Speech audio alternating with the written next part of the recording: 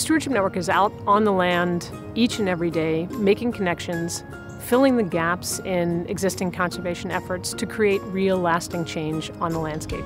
20 years ago, the whole idea of stewardship and taking care of natural areas and managing them, this was a new idea for many organizations, was that we needed to not just protect land, but really start to manage it and be good stewards of it. So it was fun to reach out to the Nature Conservancy, the metro parks, the DNR, the university, and private landowners that were working on these efforts, visit each other's sites and start to share ideas.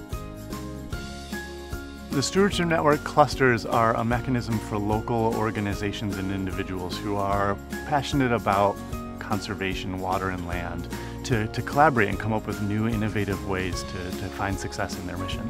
The size and scope of the cluster is sort of defined very loosely. It's intentional that the size and structure of each cluster is loose to support whatever that geography needs. What the Stewardship Network provides is kind of that process to help people work together to do better things for their land and for their water. So if you want to help your area that you care for, the area you volunteer at, the Stewardship Network model gives you a space at the table, an equal footing on these issues in your community.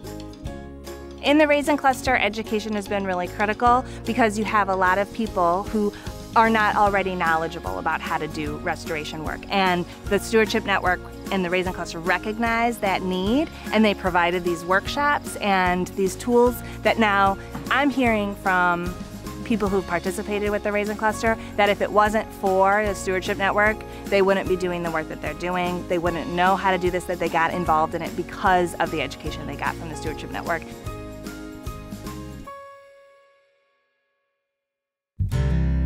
The Stewardship Network helps clusters on a couple of different levels, both from a process standpoint and from that content, very specific land-based knowledge that they need. What we really do and what we really provide is the support for the issues that you care about. By connecting with the Stewardship Network to bring their communities together, our clusters don't have to reinvent the wheel. They already have a step-by-step process for launching and for doing their communications so that we can do that part of the work for them and they can focus on the local issues and the local outreach. The real power of the network comes when we start to work on a local level, bringing people together to ask them the question, what do they need to most effectively care for land and water? We actually have the possibility to really turn the tide and to make a real difference, and we are seeing that in our communities.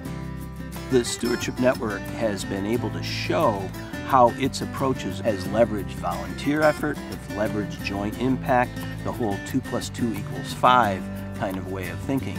And increasingly different federal and state funding sources are now targeting that kind of conservation initiative in their allowed funding categories. But one of the things that happens anytime you really look at public sector funding, they always require matching funds. And oftentimes the limit that the Stewardship Network finds itself functioning under is, well, how much match do we have? And that will govern their size of their program. We really have an opportunity now for our supporters to show what they can do to have an impact that's much greater once these grants are secured and the programs get put in the ground in 2014 and 2015. When the Stewardship Network started, we initially envisioned it as the Middle Huron Stewardship Network, and then we went to the Southeast Michigan Stewardship Network, and then the Michigan Stewardship Network, and then we pretty quickly realized that the network could not be defined by geographic boundaries. This model that the network offers is something that's unique out there in the conservation world, and people are hungry for this sort of network. It's all very open and accepting and empowering. It's fun to see people all across the country that want to have a cluster there, want to be part of this effort. We just need the resources to be able to take that to them and make this happen.